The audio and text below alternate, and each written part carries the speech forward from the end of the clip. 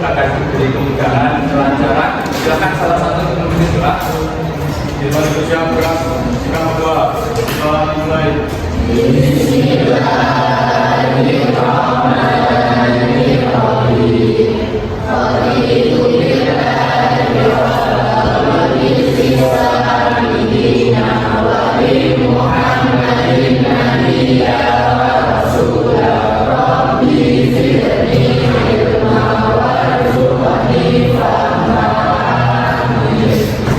Ya, gimana katanya teman-teman?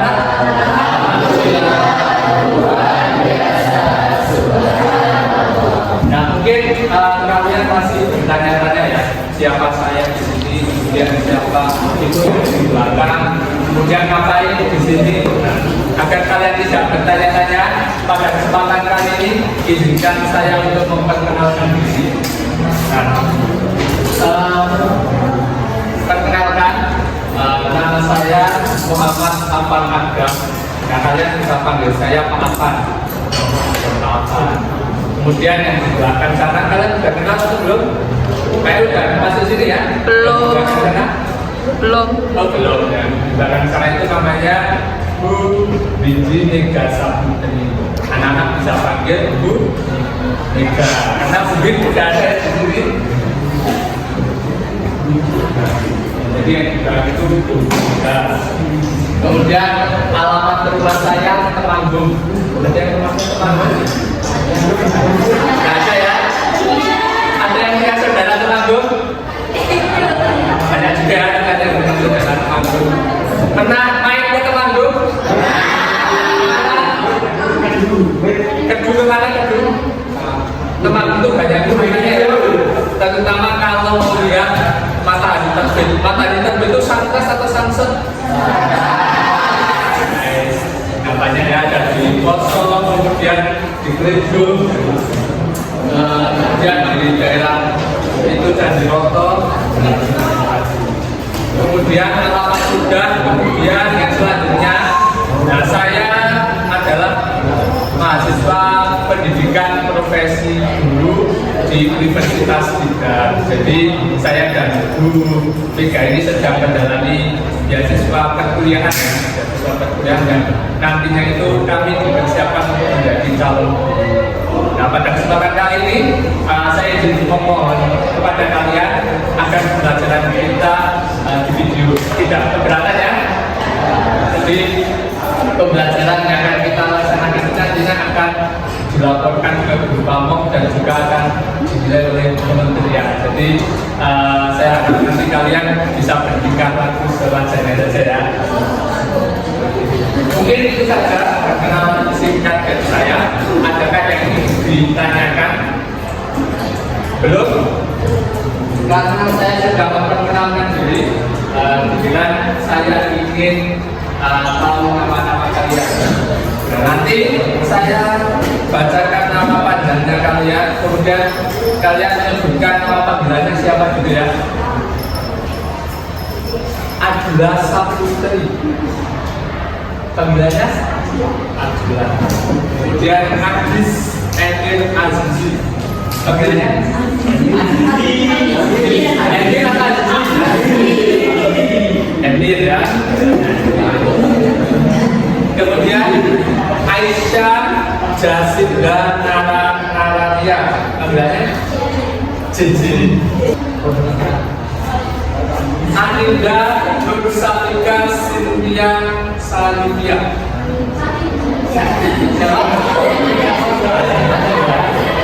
Pelajaran kemarin yang juara bulan puasa siapa?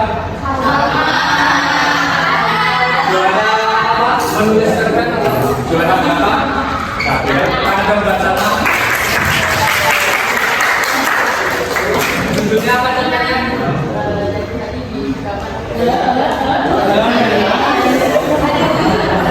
Nah, sebelum pembelajaran silakan dicek kanan kiri kalian, di sekitar kalian pasti ada sampah atau enggak. Dan buat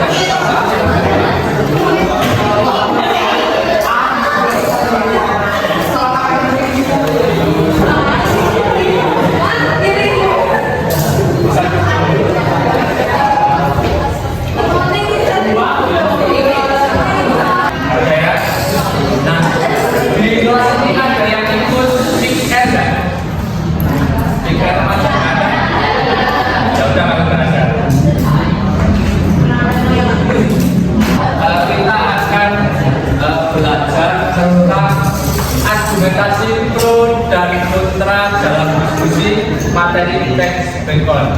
Dan nanti setelah pembelajaran kalian itu diharapkan mampu membedakan mana argumentasi pro dan mana argumentasi kontra dalam diskusi. Nah, saya yakin kalian sudah tidak asing dengan materi ini. Nah, tapi alangkah baiknya kita mengulas kembali materi tentang argumentasi pro dan kontra dalam diskusi. Sebelum saya menyampaikan materi, ada 3 pertanyaan pengantar tentang diskusi. Yang pertama, apakah kalian pernah mendiskusikan suatu hal bersama temanmu? Contohnya, diskusi tentang apa? Jadi, yang paling dekat ini tentang pizza, kalian itu diskusi nggak? Diskusi menentukan apa? Menentukan bersama. Kalian perhitungannya apa? Belakangnya ya ambil apa? Nanti apa? Senang. Nah, itu tentunya diskusi dulu ya. Kemudian yang kedua, bagaimana cara kalian dalam menyampaikan pendapat dalam diskusi? Cara kalian menyampaikan pendapat, apakah ketika teman kalian menyampaikan pendapat langsung dipotong di tengah jalan? Ya, atau pas teman kalian menyampaikan pendapat kemudian kalian langsung nyaut sendiri? Enggak ya. Jadi kalau di istilah Jawa itu ada namanya saur manut. Kalian tahu ya saur manut? Nah, saur manut itu adalah ketika orang lain atau teman kita itu menyampaikan pendapat, kita itu nyamber itu istilahnya tuh kayak menyela, kemudian mengganggu pendapat orang lain. Kalian pernah lihat burung yang berkicau belum sih? Pernah ya? Kalau burung berkicau itu saut-sautan gitu ya. Itu yang dinamakan dengan saur manut, dan itu tidak baik dilakukan ketika diskusi. Nah, kemudian yang ketiga, apakah kalian pernah mendukung atau menolak pendapat temanmu saat diskusi? Apakah kalian selalu mendukung terus atau selalu menolak terus? Tidak ya, ada kalanya kita mendukung dan ada kalanya kita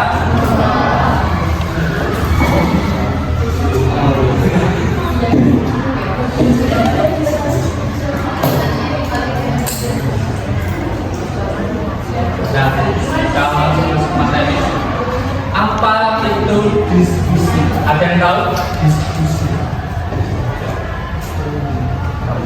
Diskusi, ada yang tahu diskusi itu apa? Nah, ini yang dinamakan diskusi itu adalah kegiatan tukar pendapat dengan orang lain untuk mencari kesepakatan. Nah, yang perlu kalian garis bawahi, yang paling penting dari diskusi itu adalah mencari kesepakatan bersama, bukan mencari siapa yang paling benar. Nah, lalu apa yang akan terjadi ketika kedua belah pihak itu merasa paling benar? Kalian tahu apa yang terjadi ketika kedua belah pihak merasa paling benar? Apa? Ya, tidak menemukan kesepakatan. Ada lagi? Diskusi menjadi buntu ya. Nah, ini ilustrasi ketika kedua belah pihak itu mencari merasa paling benar. Apakah orang yang mengatakan 6 ini salah? Apakah orang yang mengatakan 9 ini salah? Ya. Jadi 6 atau 9 itu tergantung bagaimana cara kita memandang suatu hal tersebut. Jadi kalau kita mandangnya dari sini, kita mengatakan ini 6 ya. Kalau kita mandangnya dari sini, kita mengatakan itu 9. Nah, itu yang terjadi ketika kedua belah pihak itu merasa paling benar. Nah, jadi dalam diskusi itu harus menyamakan persepsi atau harus menyamakan pandangan bagaimana cara menentukan angka ini 6 atau 9. Nah, cara menentukan angka ini 6 atau 9 kita harusnya melihat dengan satu pandangan yang bisa dilihat dari satu sisi. Kemudian yang selanjutnya struktur diskusi. Nah, struktur diskusi itu yang pertama adalah isu. Isu itu adalah topik atau permasalahan yang menjadi bahan diskusi. Ketika diskusi tidak ada topik, apakah diskusinya akan jalan? Tidak ya, karena tidak ada yang ingin didiskusikan. Nah, kemudian isu itu harus netral dan ini aktual ya, bukan faktual, harus aktual. Nah, netral itu apa? Netral itu tidak condong pada salah satu pihak. Contohnya itu tidak condong pada salah satu pihak. Itu contoh topiknya. Sebagian kenakalan remaja banyak disebabkan karena tontonan negatif di media sosial. Nah, itu kan kalau didiskusikan tentu menang yang pro ya, karena fakta sudah membuktikan bahwa tontonan yang negatif itu akan berdampak buruk pada kehidupan kita, karena ada istilah tontonan itu menjadi tuntunan. Kemudian yang kedua, aktual. Aktual itu artinya topik yang dapat merupakan masalah yang sedang ramai diperbincangkan, atau bahasa kerennya itu hot news. Kalau kita diskusi tentang suatu hal yang sudah usang atau sudah lampau, rasanya kan males ya. Nah, kalau kita mendiskusikan suatu hal yang lagi hangat dibicarakan, itu semangat. Itu terkait struktur diskusi yang pertama. Kemudian yang kedua, argumentasi. Nah, argumentasi itu apa? Argumentasi itu adalah pendapat yang diutarakan oleh orang yang berdiskusi. Nah, ini di dalam argumentasi itu ada dua jenis. Yang pertama argumentasi pro, dan yang kedua argumentasi kontra. Nah, argumentasi pro ini adalah argumentasi yang mendukung terhadap masalah yang didiskusikan. Kemudian argumentasi kontra atau pendapat kontra itu adalah pendapat yang menolak atau bertentangan dengan masalah yang didiskusikan.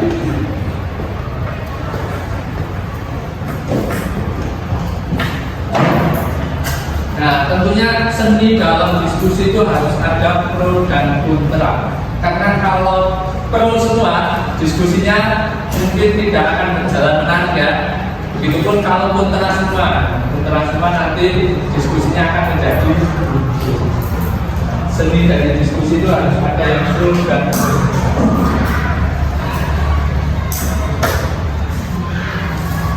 Nah, kemudian yang ketiga, simpulan.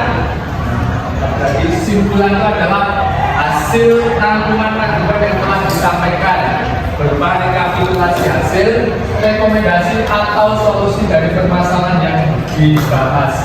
Dalam hal ini adalah bukan kesepakatan bersama, bukan mencari siapa yang paling benar.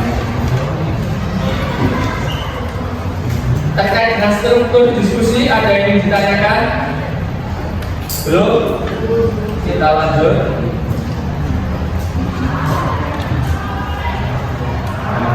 Cara menyusun pendapat.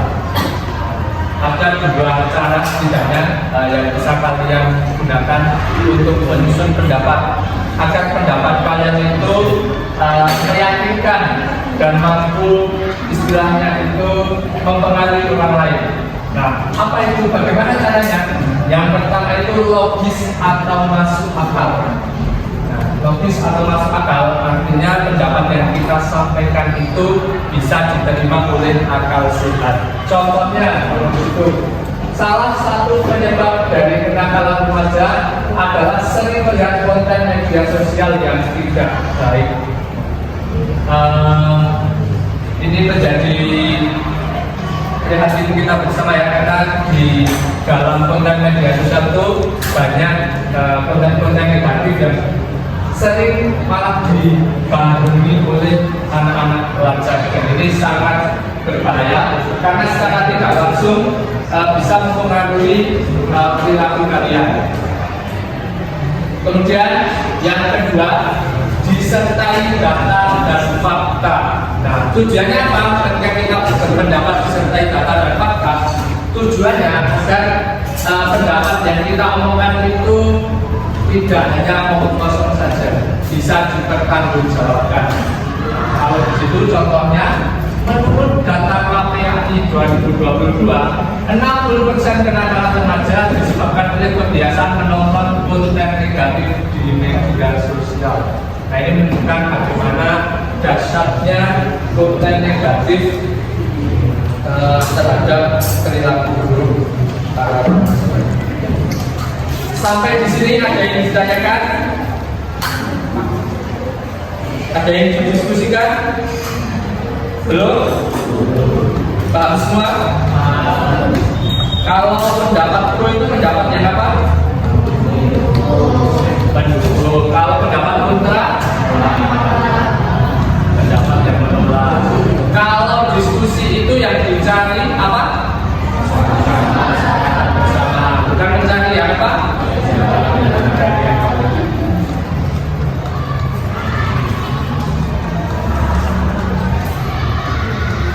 Kelompok dengan kecenderungannya satu kelompok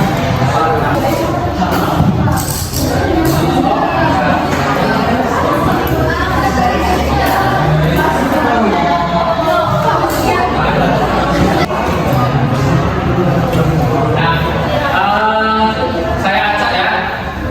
Ini kelompok 1, 2, terus 3, 4, 5, 6, 7, 8. Nah, kita acak dari kelompok 1.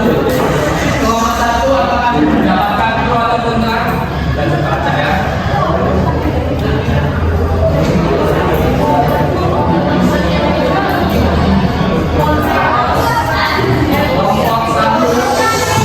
Kelompok 1 kontra ya.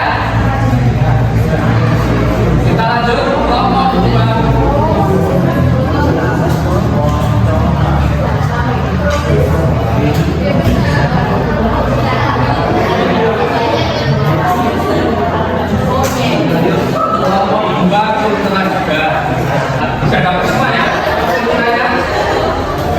Silakan kalian buka Wikipedia halaman 3.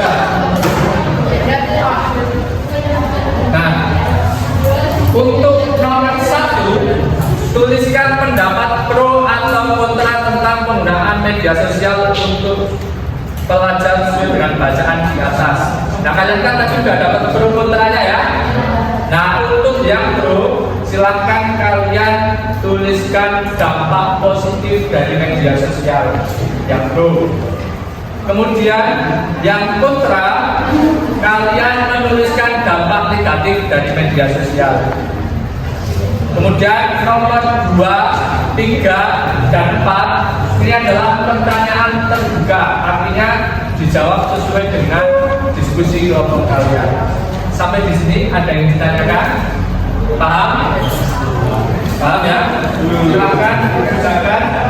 Saya kasih waktu berapa? 10 menit? Saya kasih waktu 20 menit ya. Jangan lupa nama kelompok ditulis di atas sama disertai dengan ini ya, nomor presensi kalian. Mari kita ulas jawaban dari masing-masing kelompok. Ayo, bisa berkelompok lagi dengan kelompoknya.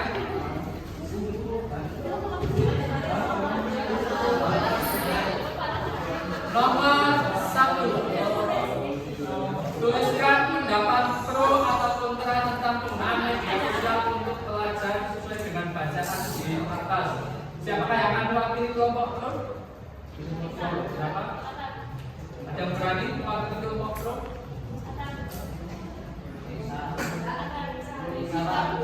Mana?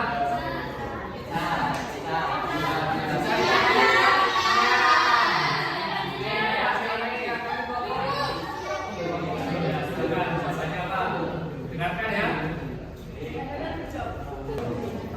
Itu ya, sisi positifnya itu ada berapa?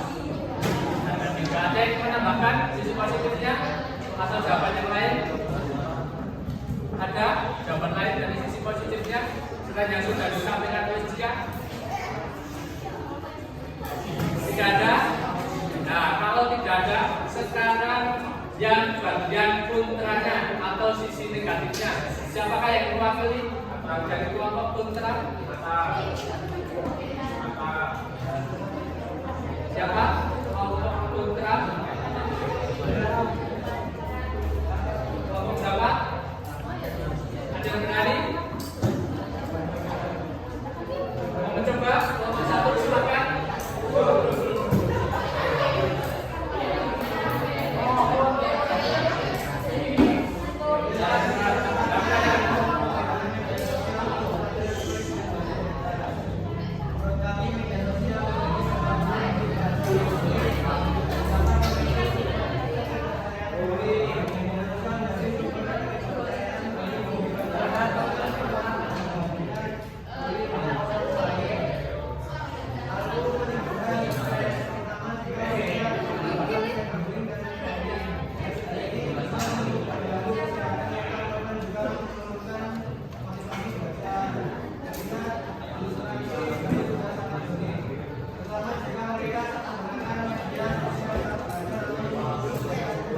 Ya, berarti ada 3 dampak sisi negatif, dampak negatif dari media sosial bagi pelajar ya. Yang pertama itu memicu ketidakpercayaan diri. Nah, memicu ketidakpercayaan diri ini sering membandingkan kehidupan yang kita miliki dengan kehidupan orang lain yang mungkin dianggap lebih mewah. Dan ini yang menimbulkan istilah baru dalam dunia media sosial yaitu standar TikTok, gitu ya. Standar TikTok ini membandingkan apa yang kita miliki dengan sesuatu yang kelihatannya itu mewah juga.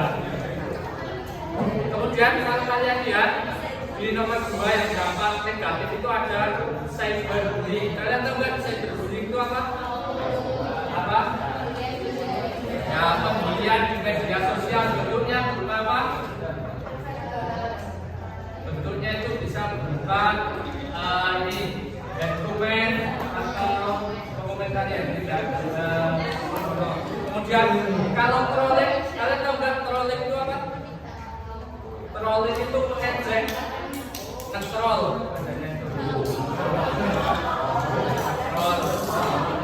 Trolling itu ngejek. Kemudian kalau distraksi, kalian tahu nggak distraksi itu apa? Distraksi. Distraksi itu yang betul tadi gangguan. Distraksi itu gangguan. Nomor 1 ada yang dijelaskan? Belum. Kita lanjut nomor 2. Apakah kalian sepakat bahwa media sosial dapat menjadi sarana berkomunikasi dan sarana belajar yang baik? Jelaskan. Ada yang ingin menjawab? Kelompok berapa? Ya, silakan. Ada yang ini. Kelompok 3. 4 ya. Yang kedua.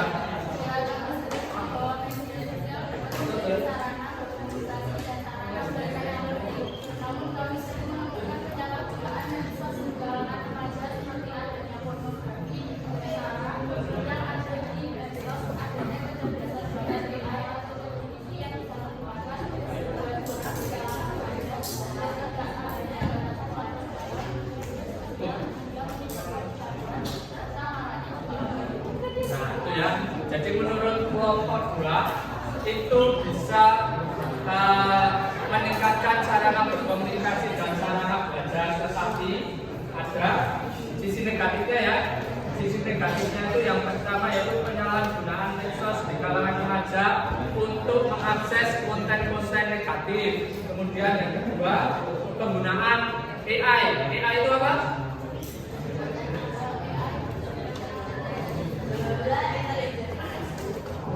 AI itu kecerdasan buatan ya.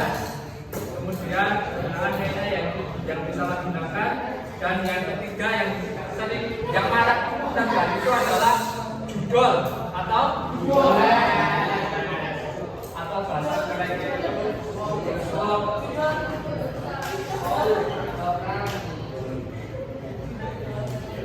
ada yang menyaga jawaban dari kelompok 4?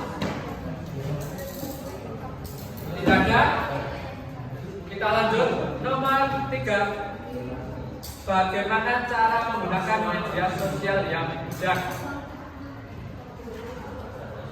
Siapa yang ingin menjawab? Nomor 3. Kelompok berapa? Ayo. Bagaimana cara menggunakan media sosial yang bijak? Setiap penanya menjawab. Kalau tidak apa-apa.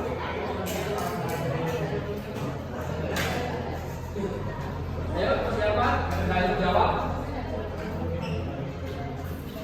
Kelompok 8. Oh ya, ini kelompok berapa? 5 ya?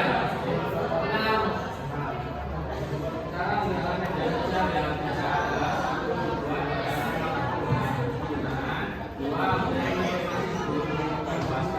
menggunakan media sosial kegiatan bagi rekannya dan produksi. 4 menggunakan motivasi dan komentar mengandung bagus atau rasis dan sara. Ini ya, di kelompok pertama bukan berapa ya? Salah satunya itu adalah rasis. Kalian tahu rasis itu apa? Tahu? Bapak coba rasis apa?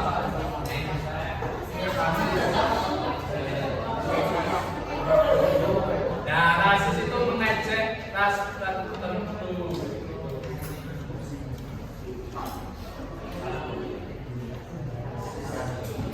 Ada yang ingin menambahkan jawaban dari kelompok 6? Nomor 3. Kita lanjut soal terakhir. Saat menggunakan media sosial, pengalaman apa saja yang pernah kalian peroleh?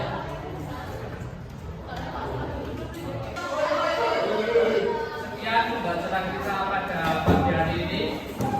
Jadi yang dapat kita simpulkan dari kegiatan diskusi itu adalah untuk apa? Mencari apa? Hal yang terpenting dari diskusi itu harus ada apanya? Argumentasi yang apa lagi?